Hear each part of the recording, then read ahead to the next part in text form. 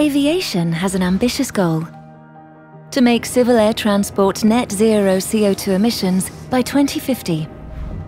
A goal based on science and in line with the Paris Agreement aim to keep the warming effect of climate change under 1.5 degrees. Making aviation a net zero carbon industry is a big challenge, but it is possible. Here's how we will make it happen. From a flight taken 30 years ago to the same flight you take today, improved efficiency means less than half the CO2 emissions are produced today.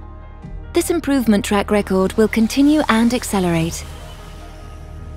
Before 2030, small electric planes can start serving some short domestic and regional routes. Around 2035, hydrogen might be possible in flights of up to a couple of hours. And sustainable aviation fuel is already in use by airlines, even if the volumes are low.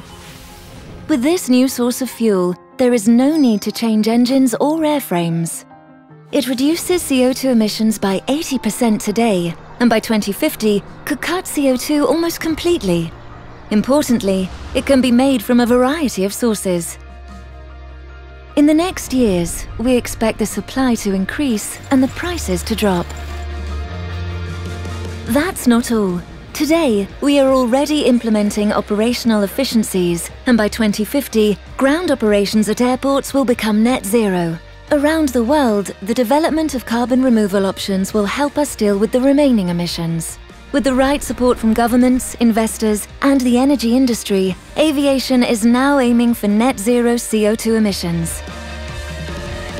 Because we have always been, and will always be, innovators in the service of bringing people together.